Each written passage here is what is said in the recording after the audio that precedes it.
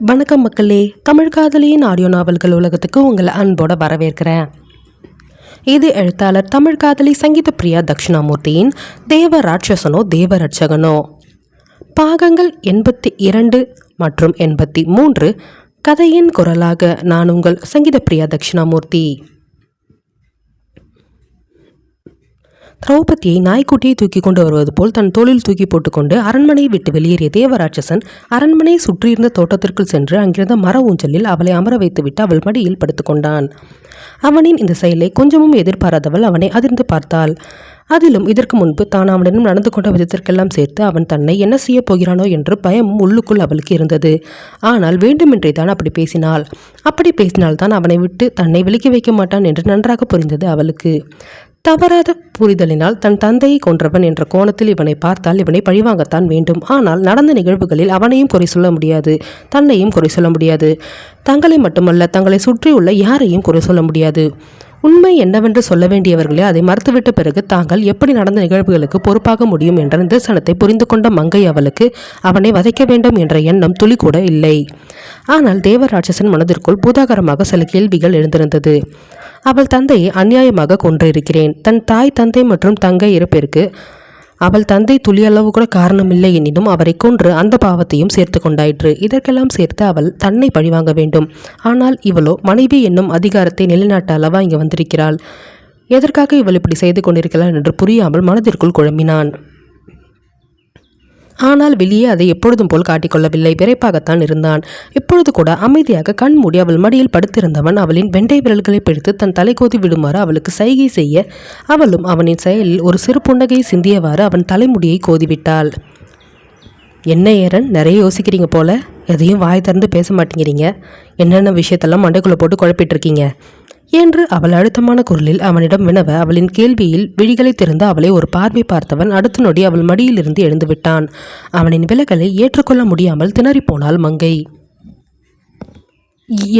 என்னாச்சு என்று அவள் திணறிய குரலில் அவனை பார்த்து மென்மையாக கேட்க அதில் அவள் முகத்தை பார்க்காமல் எதிர்ப்புறம் விரிக்க துவங்கியவன், நம்மளை சுற்றி என்ன நடக்குது திரௌபதி என்றான் அழுத்தமான குரலில். அவனின் திரௌபதி என்ற வார்த்தையிலேயே அவள் மனம் அடிபட்டு போனது.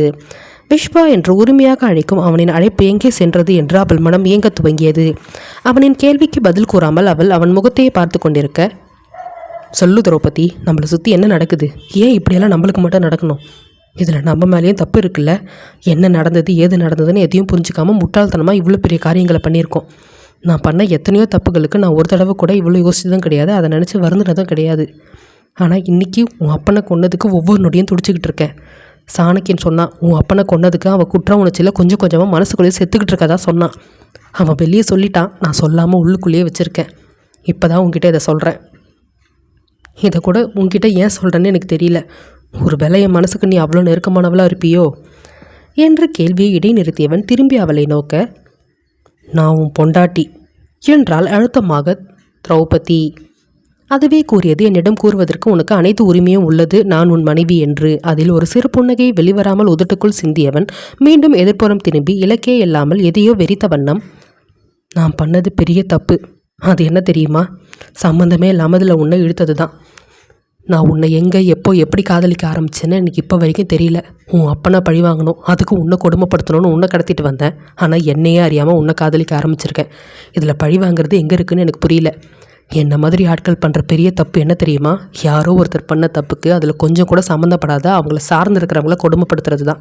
அப்படி பார்த்தா உன் அப்பா தப்பு பண்ணிட்டான்னு நினச்சி அவர்கிட்ட மோதாமல் உன்னை கடத்திட்டு வந்து சித்திரவதை பண்ணி உன்னை கஷ்டப்படுத்தினேன் என்று அவன் கூறிக்கொண்டே செல்ல தேவரனை அவர் இவர் என்று அவன் மரியாதையாக அழைப்பதை இப்பொழுதுதான் நன்றாக உணர்ந்தாள் மங்கை. நீயே முழுவதுமாக பேசிவிடு என்பது போல் அவள் அவன் முகத்தை ஆழ்ந்து பார்த்து கொண்டிருக்க, நான் பண்ணது எல்லாமே தப்பு தான். முதல்ல உன்னை பார்த்துருக்கக்கூடாது, உன்னை கடத்திட்டு வந்திருக்கக்கூடாது, உன்னை பழி வாங்குறன்ற பேரில் உன்னை சித்திரவதை பண்ணியே இருக்கக்கூடாது, உன்னை காதலிச்சு இருக்கக்கூடாது. இப்போ எல்லாத்துக்கும் மேலே பெரிய தப்பாக உன்னை கல்யாணம் பண்ணி இருக்கவே கூடாது என்று அவன் கூறும் பொழுதே அடுத்த நொடி அவன் சட்டையை பிடித்து ஆக்ரோஷமாக இழுத்தவள் அவன் என்னவென்று உணரும் முன்பே அவன் உதட்டை சரி செய்திருந்தாள் ஆவேசமாக. அவளின் இந்த செயலை அவனும் எதிர்பார்க்காக வினிடும் அவள் தந்த அந்த முத்தத்தை கண்களை மூடி ஏற்றுக்கொண்டான். அந்த முத்தம் காமத்தை சார்ந்தது அல்ல, காதலை சார்ந்ததும் அல்ல, கோபத்தை சார்ந்துதான் இருந்தது. நீ எப்படி இப்படி பேசலாம் என்ற கோபம் அந்த முத்தத்தில் முழுவதுமாக இருந்தது. பெண் அவளோ ஆக்ரோஷமாக முத்தமிடுகிறேன் என்ற பெயரில் அவனை கடித்து குதறி கொண்டிருக்க அதில் அவளை தன்னிடமிருந்து பிரித்தவன், இதுக்கு பேர் முத்தம் கொடுக்கிறதா என்றான் தலை சாய்த்து அவளை பார்த்து ஏளனமாக. அதில் சப்பென்று ஒரு அடியை அவன் கன்னத்தில் விட்டவள், சாவடிச்சிடுவோம் உன்ன என்றால் விழிகளை உருட்டி ஒற்றை விரலை அவன் முன்பு நீட்டி ஆக்ரோஷமாக மங்கை அவள். அவள் கூறியதை கேட்டு இப்பொழுது வெளிப்படையாகவே ஒரு சிறு புன்னகையை சிந்தியவன் மீண்டும் எதிர்ப்புறம் திரும்பிக் கொள்ள அவன் தாடையை பிடித்து அழுத்தமாக தன் பக்கம் அவன் முகத்தை திருப்பியவள், இங்கே பாரு, யார் என்ன சொன்னாலும் அதை பற்றி எனக்கு கவலை இல்லை. ஆனால் நான் சொல்கிற ஒன்று தான், உண்மை என்னென்னு தெரியாமல் நீ இது எல்லாத்தையும் பண்ணிட்ட, ஐ நோ. பட் நீ எல்லாத்தையும் முதல்ல முழுசாக ஆராய்ஞ்சு பார்த்து தான் ஒரு முடிவுக்கு வந்திருக்கணும். பட் அந்த வயசில் என்ன யோசிக்கிறது என்ன பண்ணுறதுன்னு தெரியாமல் தேவையில்லாமல் என் அப்பா மேலே நீ வன்மத்தை வளர்த்துக்கிட்ட. அந்த வன்மத்தினோட விளைவு இப்போது அவர் இந்த உலகத்திலேயே இல்லை என்றவளுக்கு ஒரு நொடி தன் தந்தையின் நினைவில் கண் கலங்கியது. நேற்று இதே நேரம் அவரை பற்றி யோசிக்கும் பொழுது நான் அவரை வெறுத்தேனே என்று அவருக்காக இன்று கண் கலங்குகிறேன் என்று தன் தந்தையை பற்றி முழுவதுமாக புரிந்து கொள்ளாத தான் எல்லாம் ஒரு மகளா என்று நினைக்க தோன்றியது அவளுக்கு. ஆனால் மூக்கை உறிஞ்சி தன்னை சமன்படுத்தி கொண்டவள், என் மேலேயும் தப்பு இருக்கு ஏரன். என் அப்பாவை நான் ஒழுங்காக புரிஞ்சிக்கல. நீ சொன்ன உடனே அது உண்மைன்னு நம்பி நானும் அவரை வெறுக்க ஆரம்பிச்சிட்டேன். இதில் யாரையுமே குறை சொல்ல முடியாது. என் அப்பா எல்லாருக்கும் நல்லது பண்ணுறேன்னு நினச்சி கடைசியில் அவர் கெட்டவர்னு பேர் எடுத்துகிட்டு போய் சேர்ந்துட்டாரு. ஆனால் இனியாவது அந்த நல்ல மனுஷனோட மனசை நம்மளுக்கு புரிஞ்சு அவரை தூற்றாமல் இருக்கணும். இதை மட்டும் பண்ணாலே போதும், வேறு எதுவும் அவருக்கு நம்ம பண்ண வேண்டாம் என்று அவள் கூற, ஆனாலும் உன் அப்பாவை என்னால் முழுசாக மன்னிக்க முடியல. அவர் என் வீட்டுக்கு வராமல் இருந்திருந்தால் கண்டிப்பாக என் அம்மா அப்பா தேவன் எல்லாம் இந்நேரம் உயிரோடு வந்திருப்பாங்கங்கிற எண்ணம் என் மனசுக்குள்ளே இப்போவும் தோணிட்டு தான் இருக்குது. அந்த உண்மையை நான் மறைக்கவும் விரும்பலை. இருந்தாலும் அந்த மனுஷன் நல்லவர்னு எனக்கு புரியுது. என்னால் உடனே இது எல்லாத்தையும் ஏற்றுக்க முடியாது திரௌபதி. நான் இது எல்லாத்தையும் மறக்கணும். நடந்த எல்லாத்தையும் மறக்கணும். என் தங்கச்சி என் கண்ணு முன்னாடி இறந்து போனதை மறக்கணும். என் அம்மா அப்பா என் கண்ணு முன்னாடி இறந்து கிடந்ததை அதை நான் பார்த்ததை மறக்கணும். என் வாழ்க்கையில் அம்மா அப்பா தங்கச்சின்னு யாருமே இல்லாமல் நான் கொடுமையாக என்னுடைய நாட்களை கடத்தினதை மறக்கணும். என்னையே நான் மறக்கணும் என்று அவன் வெறிப்பிடித்தவன் போல் ஒரு அளவிற்கு மேல் பேச ஆரம்பித்து விட அவனின் செயலில் பதிந்து போனவள் வேகமாய் எழுந்து சென்று அவனை தன் வயிற்றோடு அணைத்து அவன் முதுகை தடவி கொடுத்தாள். சரி சரி, ஒன்றும் இல்லை, நான் இருக்கேன், நான் உங்கள் கூட இருக்கேன். இது எல்லாத்தையும் சரி பண்ணிடலாம். Cool, all is well, every thing will be fine. ஒன்றும் இல்லை வீரன் என்று அவள் அவனை சமாதானப்படுத்தும் விதமாக மென்மையான குரலில் ஒரு கையால் அவன் தலையை கோதி கொடுத்த வண்ணம் பேச அதில் சற்று தன் ஆவேசத்தை குறைத்தவன் அவளை தன்னிடமிருந்து பிரித்து நிற்க வைத்து, கொஞ்ச நாள் நம்ம பிரிஞ்சே இருக்கலாம் திரௌபதி, அதுதான் நம்மளுக்கு நல்லது என்று அவன் கூற அதற்கு முடியாது என்னும் விதமாக தலையசைத்தவள், எனக்கு உன் மேலே எப்போ காதல் வந்ததுன்னு எனக்கு தெரியாது. ஆனால் உன்னை உண்மையாக லவ் பண்ணுறேன். சில பேர் நினைப்பாங்க, அப்பாவை கொண்டவனை கொஞ்சம் கூட வெக்கமே இல்லாமல் காதலிக்கிறேன்னு சொல்கிறாளேன்னு நினைப்பாங்க. ஆனால் அதை பற்றியெல்லாம் எனக்கு கவலை கிடையாது. காதலுக்கு கண்ணு தெரியாதுன்னு சொல்லுவாங்க. அதை நான் கேள்விப்பட்டிருக்கேன். பட் இப்போ உண்மையாக ரியலைஸ் பண்ணுறேன். ஃபைன், இனி அதை பற்றி பேச வேண்டாம். உனக்கான டைம் நான் கொடுக்குறேன். ஆனால் பிரிஞ்சு இருக்கணும்னு மட்டும் சொல்லாத என்று அவள் இறங்கிய குரலில் அவனிடம் கூற அதில் முகத்தை ஒரு முறை அழுத்தமாய் துடைத்து விட்டு அவளை பார்த்தவன், ஓகே ஃபைன், என்னோடய மனைவியாக நீ இங்கே இருக்கலாம். அதுக்கு உனக்கு எல்லா உரிமையும் இருக்குது. பட் நம்ம 2 பேரும் சேர்வதற்கு கொஞ்ச நாள் ஆகும் என்றான் இறுகிய முகத்துடன். அதை ஏற்றுக்கொண்டவள் அதற்கு மேல் அவனிடம் எதுவும் பேசி அவனை தொந்தரவு செய்யவில்லை. அவனுக்கான நேரத்தை கொடுத்து அவனிடமிருந்து சற்று விலக துவங்கினாள் மங்கை. அடுத்து என்ன நிகழப்போகிறது என்பதை அடுத்த அத்தியாயத்தில் காணலாம். தேவ ராட்சசனோ தேவ ரட்சகனோ பாகம் 83. தேவராட்சசன் கூறியதை கேட்டு அவனுக்கான நேரத்தை கொடுக்க வேண்டும் என்று நினைத்தவள் அவனிடமிருந்து விலகியிருந்தே அவனை கவனித்து கொள்ள ஆரம்பித்தாள். அவனும் அவள் தன் மீது கொண்டுள்ள காதலை புரிந்து கொண்டாலும் அவளுக்கு தான் செய்த அநீதியை நினைத்து நினைத்து பார்க்கும் பொழுதெல்லாம் தன் மீதே அவனுக்கு வெறுப்பாக இருந்தது. நாட்கள் வேகமாக கடக்க ஆரம்பிக்க அந்த கவர்மெண்ட் ப்ராஜெக்ட் சம்பந்தப்பட்ட வேலைகளில் மீண்டும் கணவன் மனைவி இருவரும் இறங்கியிருந்தனர். திரௌபதியை தினமும் காலையிலேயே தானே அவளின் அலுவலருக்கு அழைத்து கொண்டு செல்பவன் அவளுடனே இருந்து அனைத்து வேலைகளையும் முடித்துவிட்டு இரவு மீண்டும் அவளை அழைத்து கொண்டு அவனின் அரண்மனைக்கு சென்று விடுவான். சாணக்கியன் இப்பொழுது இங்குதான் இருக்கிறான். அங்கு வனஜாவை அருகிலிருந்து பார்த்து கொள்வதற்கு என்று தனியாக ஒரு ஆளை நியமித்திருப்பதால் அவர் அவ்வப்பொழுது வனஜாவின் உடல்நிலை பற்றி திரௌபதியிடம் கூறிக்கொண்டே இருப்பார். விரைவில் வனஜா இருந்துவிடக்கூடாது என்று அவரிடம் கூறியிருந்தால் திரௌபதி. அவளின் இந்த பேச்சு அவருக்கு ஒருவித சந்தேகத்தை எழுப்பியது. இரவு வேளை அலுவலகத்திலிருந்து வீட்டிற்கு வந்தவுடன் திரௌபதி தனக்கென்று ஒதுக்கப்பட்டிருந்த அறைக்குள் நுழைந்தாள். அவள் இப்பொழுது தேவராட்சசனுடன் ஒரே அறையில் தங்கவில்லை. அவனிடம் கேட்டுக்கொண்டு வேறொரு அறைக்கு குடிபெயர்ந்து விட்டாள். அறைக்குள் நுழைந்தவள் தனக்கு தொலைபேசி அழைப்பு வருவதைக் கண்டு அழைப்பை ஏற்று காதில் வைத்தாள். எதிர்ப்புறம் எப்பொழுதும் போல் வனஜாவை பார்த்து கொள்ளும் அந்த தாதி பெண் தான் அவளை அழைத்திருந்தாள். மேடம் வணக்கம். அவங்களுக்கு இன்றைக்கி என்னென்ன டேப்லெட் கொடுக்கணுமோ எல்லாத்தையும் கொடுத்துட்டேன். ஆனால் அவங்களோட உடல்நிலையில் எந்த மாற்றமும் இல்லை, அப்படியே தான் இருக்காங்க என்றார் அவர். எந்த சேஞ்சஸும் வரலனாலும் பரவாயில்ல, ஆனால் அவங்க உயிரோடு இருக்கணும் என்றாள் அழுத்தமான குரலில் திரௌபதி. அவள் கூறியதை கேட்டு எதிர்ப்புறம் இவ்வளவு நாட்கள் தன் மனதில் இருந்த கேள்வியை கேட்டுவிட்டார் அந்த பெண். ஏன் மேடம் அப்படி சொல்கிறீங்க? எல்லோரும் சீக்கிரமாக உடம்பு சரியாகி வரணுன்னு தான் என்கிட்ட ரெக்வெஸ்ட் பண்ணுவாங்க. ஆனால் நீங்கள் என்னடான்னா அவங்க நல்லபடியாக மாறி வரலனாலும் பரவாயில்ல, அப்படியே இருந்தால் போதும்னு சொல்கிறீங்க. ஏன் அந்த மாதிரி சொல்கிறீங்க என்று அந்த பெண் புரியாமல் கேட்க, செஞ்ச பாவத்துக்கான தண்டனை அனுபவிக்கணும்ல, அதுக்கு தான் என்றாள் திரௌபதி வெறியேறிய குரலில். அவள் கூறியதை கேட்டு புரியாமல் அதிர்ந்து போனார் அந்த பெண்மணி. என்ன மேடம் சொல்கிறீங்க?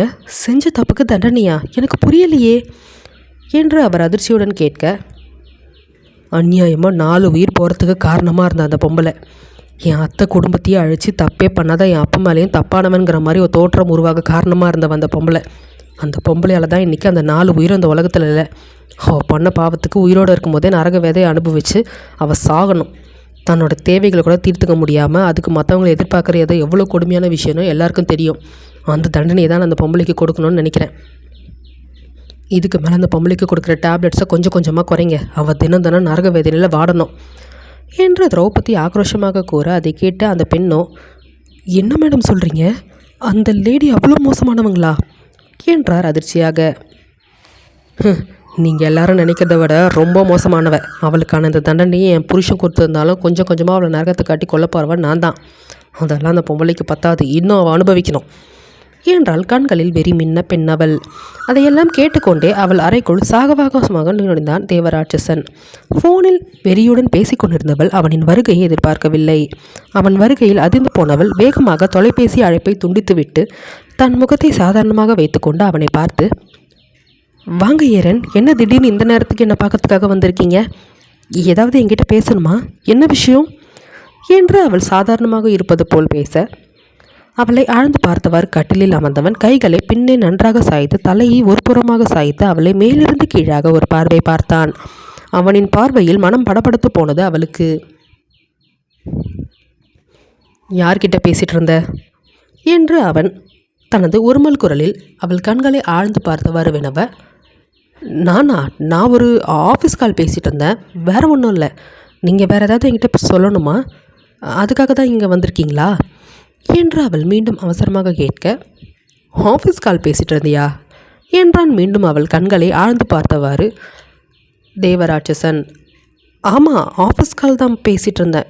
ஏன், என்னாச்சு? நீங்கள் என்ன நினச்சிங்க என்று அவள் திக்கி திணறிய குரலில் அவனிடம் கூற, எனக்கு என்னமோ அப்படி தெரியலையே. பேசும்போது கண்ணில் ஒரு வெறி தெரியுதே, அந்த வெறிக்கு என்ன காரணம் தெரிஞ்சுக்கலாமா என்றான் அழுத்தமான குரலில். அவன் கூறியதை கேட்டு நெஞ்சம் தூக்கி வாரி போட்டது அவளுக்கு. அப்படியென்றால் தான் பேசியது அனைத்தும் கேட்டுவிட்டானா? முழுமையாக கேட்டானா, இல்லை பாதிதான் கேட்டானா? பாதி கேட்டான் என்றால் கண்டிப்பாக தன்னை தவறாகத்தான் நினைத்து கொண்டிருப்பான். நான் வனஜாவை காக்க வேண்டும் என்று நினைப்பதாகத்தானே அவன் நினைத்திருப்பான். இப்பொழுது என்ன செய்வது என்று தெரியாமல் அவள் தடுமாறி நின்றிருக்க, உங்ககிட்ட கேள்வி கேட்டு ரொம்ப நேரம் ஆகுது, இன்னும் உங்ககிட்டேருந்து பதில் தான் வரல என்றான் அவளை அழுத்தமாய் பார்த்தவாறு. அதில் கைகளை பிசைந்து கொண்டு நின்றவள், அது நான் தப்பா, நான் எதுவும் என்று என்ன பேசுவது என்று தெரியாமல் திணறினாள் மங்கை. ஆனவனோ சிறிது நொடிகள் அவளை ஆழ்ந்து பார்த்து கொண்டிருந்தவன் சொடக்கிட்டு அவளை தன்னை காண செய்தான். அவன் சொடக்கிடும் சத்தத்தில் ஒருவித பயத்துடன் அவனை நிமிர்ந்து பார்த்தாள் மங்கை. தன் ஆள்காட்டி விரலை அவளை நோக்கி உயர்த்தியவன் தன்னிடம் வருமாறு அவளுக்கு சைகை செய்தான். அதில் பயத்தில் அடிமேல் அடி வைத்து அவனை நெருங்கி வந்தாள் மங்கை. அடுத்த நொடி அவள் என்னவோ ஏதோ என்று உணரும் முன்பே அவன் நொடியில் பூங்கொத்தாய் அவன் மீது விழுந்திருந்தாள். அவனின் இந்த அதிரடி செயலை கொஞ்சமும் எதிர்பாராதவள் பயத்துடன் அவனை பார்க்க இடைவெளித்து அவளை தன்னோடு இறுக்கமாய் இறுக்கி கொண்டவன், உன்னோட சின்ன அத்தை மேலே கோலவெறியில் இருக்க போல என்றான் அவள் முகத்தை ஆழ்ந்து பார்த்தவாறு. அவளோ தலைகுனிந்து அமர்ந்திருந்தவள் எந்த பதிலும் கூறவில்லை. ஆனால் மனதிற்குள் ஒரு இதம் பரவியது. அவன் தன்னை தவறாக எண்ணவில்லை என்று. இங்கே பாரு திரௌபதி என்று அவன் ஆரம்பிக்கும் பொழுதே, விஸ்வா, என்னோட பேர் விஸ்வான்னு என் புருஷன் கூப்பிட்டு தான் எனக்கு பழக்கம். இப்போ புதுசாக என்னமோ இப்படி கூப்பிடுறாரு என்று அழுத்தமான குரலில் கூறினாள். அவள் கூறியதை கேட்டு வெளியே தெரியாத ஒரு அளவிற்கு ஒரு சிறு புன்னகையை சிந்தியவன் அவள் தாடையை பிடித்து திருப்பி தன் முகத்தை பார்க்க வைத்தான். அவளும் அவன் கண்களை பார்க்க தடுமாறி வேறு எங்கோ பார்த்து கொண்டிருக்க, சரிங்க பொண்டாட்டி, இனிமேல் நீங்கள் சொல்கிற மாதிரி கேட்குறேன். இப்போ என்னை கொஞ்சம் பேச விடுறீங்களா என்றான் குறும்பு கொப்பளிக்கும் குரலில். அவனின் இந்த புதுவித பரிணாமத்தில் அவனை ஆனந்த அதிர்ச்சியுடன் பார்த்தாள் திரௌபதி. ஏரன் தேவராட்சசன் இப்படியெல்லாம் குறும்பு செய்பவன் அல்ல. வார்த்தைகளில் எப்பொழுதும் ஒரு கடுமை இருக்கும், முகத்தில் எப்பொழுதும் ஒரு விரைப்பு இருக்கும், கண்களில் எப்பொழுதும் ஒரு அக்னி சிவப்பு இருக்கும். இதுதான் ஏரன் தேவராட்சசன். ஆனால் இவனோ அதற்கு மாறாக அல்லவா உள்ளான். அந்த ஆனந்த அதிர்ச்சியிலிருந்து வெளிவராமல் அவன் முகத்தையே பார்த்து கொண்டிருக்க, அதில் அவள் உதட்டை சுண்டி விட்டவன், கேட்ட கேள்விக்கு பதில் சொல்லடி என்றான் அழுத்தமாய். அதில் உதட்டை தேய்த்து கொண்டே அவனை பாவனமாக பார்த்தவள், நான் ஒன்றும் அந்த பொம்பளையை காப்பாற்றுவதற்காக அப்படி சொல்லலை. அந்த பொம்பளை இன்னும் நிறைய வலி அனுபவிக்கணும், மனசுக்குள்ளே புழுங்கி சாவணும். வாழும் போதே நரகம்னா என்னென்னு அந்த பொம்பளைக்கு தெரியும். அதனால தான் இப்படியெல்லாம் பண்ணுறேன் என்றாள் தயக்கத்துடன். அதில் அவள் இடையே இறுக்கி அவள் கழுத்தில் முகம் புதைத்தவன், நீ இதெல்லாம் எதுக்கு பண்ணுறன்னு எனக்கு தெரியும் என்றான் ஆழ்ந்த குரலில். அவனின் அணைப்பிலும் வார்த்தைகளிலும் அதிர்ந்தவள் கீழே குனிந்து அவன் முகத்தை நோக்க, ஆனால் அவனோ அவள் கழுத்தில் முகம் புதைத்தவாறு பேச ஆரம்பித்தான். எனக்காக தானே இதெல்லாம் பண்ணுற, ஆனால் அந்த மனதை செஞ்ச தப்புக்கு தண்டனை அனுபவிக்கணும்னு தான் நான் நினைக்கிறேன். நான் இப்படி நினைக்கிறேன்னு உனக்கு புரிஞ்சிடுச்சு. அதனால தான் எனக்கு பதிலாக நீ அந்த பொம்பளையை பழி வாங்குற. ஐ நோ எவ்ரிதிங், பட் அதுக்குன்னு என்ன மாதிரி மாறிடாத, அது நல்லதுக்கு இல்லை என்றான் ஆழ்ந்த குரலில். அவன் கூறியதை கேட்டு அவன் பின்னடி முடியை பிடித்து இழுத்து அவன் முகத்தை தன் முகம் பார்க்குமாறு நிமிர்த்தியவள், இந்த ஏரன் தேவராட்சசன் பொண்டாட்டியே இருக்கிறதுக்கு சில தகுதிகள் இருக்குல்ல, அதில் இதுவும் ஒன்று. தப்பு செஞ்சால் தண்டனை நான் கொடுத்தே தீருவேன் என்றாள் அவள். அதில் சிறு புன்னகை சிந்தியவன் அவள் எதிர்பாராத வண்ணம் அவள் கழுத்தை வளைத்து உதட்டை சரி செய்து விட்டான். அவனின் செயலை கொஞ்சமும் எதிர்பாராதவள் அதிர்ந்து விழிகளை விரித்து அவனை அதிர்ச்சியுடன் பார்த்தாள். அடுத்து என்ன நிகழப்போகிறது என்பதை அடுத்த அத்தியாயத்தில் காணலாம்.